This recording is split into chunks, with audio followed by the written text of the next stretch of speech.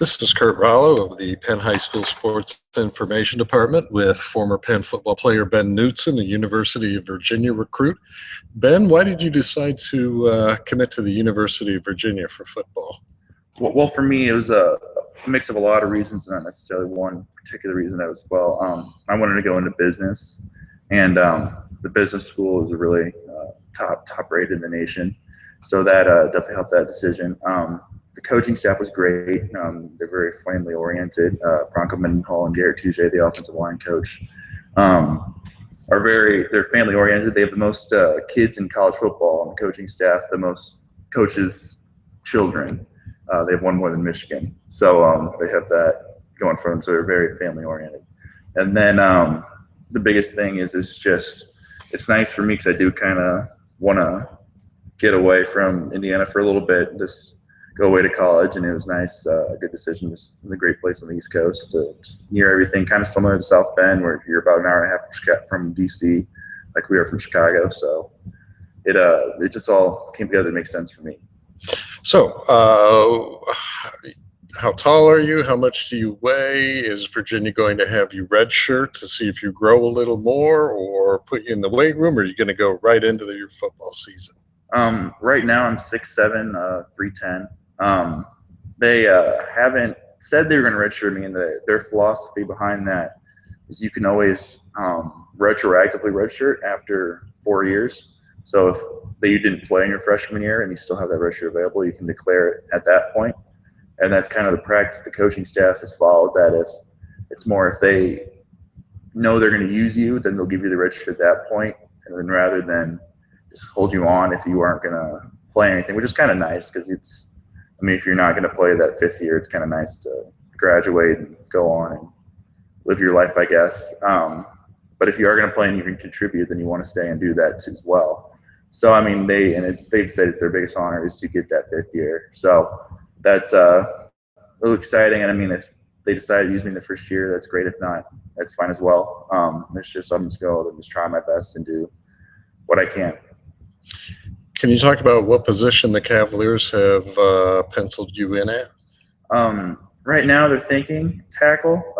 They move the offensive lineman around a lot, but I am more of a tackle build. And we have another kid in the class. He's a center, so it makes sense to keep me on the outside. Okay. Can you talk about the type of offense we played here at Penn while you were here, and is that going to be a seamless transition to what you'll be doing at Virginia, or does Virginia play a totally different type of offense and you'll have a lot of learning to do? Well, the biggest thing between Penn and here is they throw the ball a lot more at Virginia with the coaching staff. Now, the coaching staff that recruited me was a lot more similar to the Penn style, but the new coaching staff runs more of the hurry up, which Penn started doing, but not entirely. Currently, they hurry up and they try and get the ball snapped before 20 seconds are left on the play clock, and they throw the ball a lot. It's not necessarily a power blocking scheme team either. When they run the ball, they pull offensive linemen a lot more than we do because we don't pull anyone but our guards, and they'll pull everybody on the line at different points in time.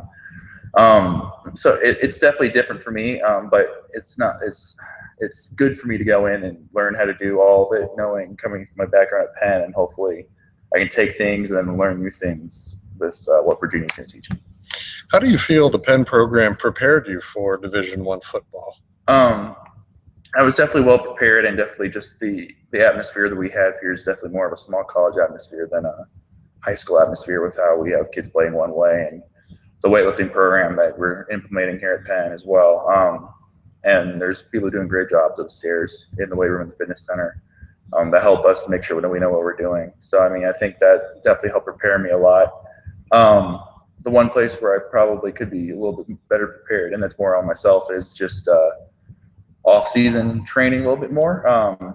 But we're definitely farther along than a lot of high schools are at that as well. So and we're continually getting better as well. So that's one place that's going to improve, and it's a lot of it's on the player and it's on the coaching staff and the team as well. So, but I like where Penn's program's heading in that facet as well. Bronco Mendenhall, he'll be in his first year as the Cavaliers head coach. What do you know about him? What's your first impression?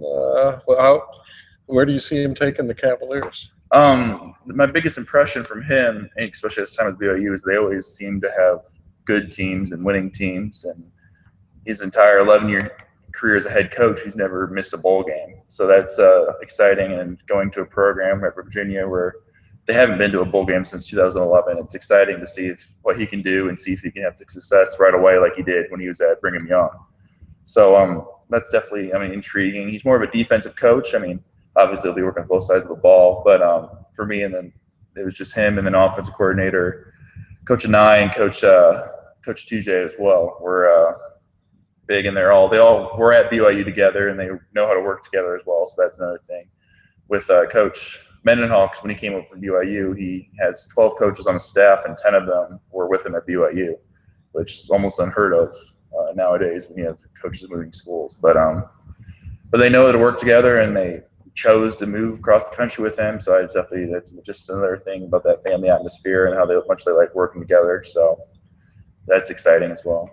Can you talk about the Atlantic Coast Conference? Just what type of football conference that is? Is it a conference that's kind of carved out a certain type of reputation in terms of style of play, or the type of athletes that the conference boasts? Right.